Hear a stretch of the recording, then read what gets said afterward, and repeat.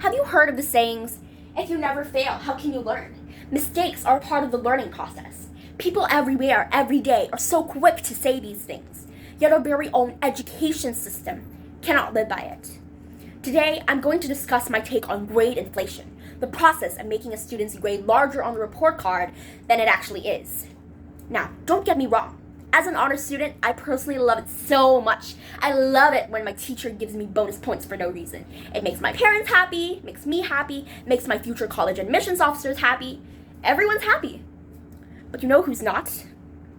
The workforce, the economy, the future of our nation. When we give passing grades in English to those who can't read, or passing grades in math to those who can't calculate, and all that sort of stuff, we're only doing a disservice to the students, setting them up for failure in the real world, making them have this illusion that they know what they're doing when really they don't. So yes, on paper, I love it. It feels so nice to have such high grades.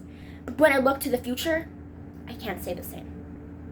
Now, if inflating grades is so bad, then why do teachers do it? Well, you have to understand the implication behind a student failing. A student failing the subject means a teacher failed to educate them, or at least that's what they think. Now, and obviously, teachers don't want that. They don't want to lose their job, to have a bad reputation, to have the parents of a child that they failed stomp into their office and angrily demand a reason for failing them.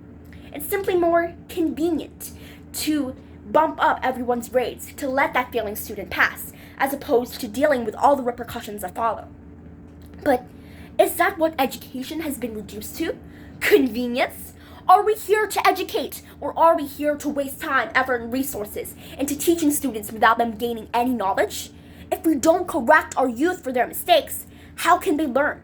If they know that they can pass without learning, why would they try? Are you sure you're still educating? Or are we an enabler of a system that ignores struggling students instead of properly addressing the gaps in their knowledge? To be clear, I'm not mad at the teachers. I'm mad at the system. I understand why teachers feel the need to do this.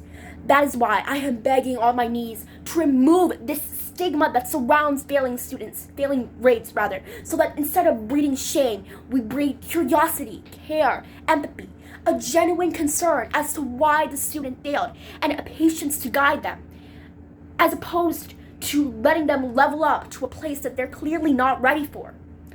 Let us let students fail. That's how they learn.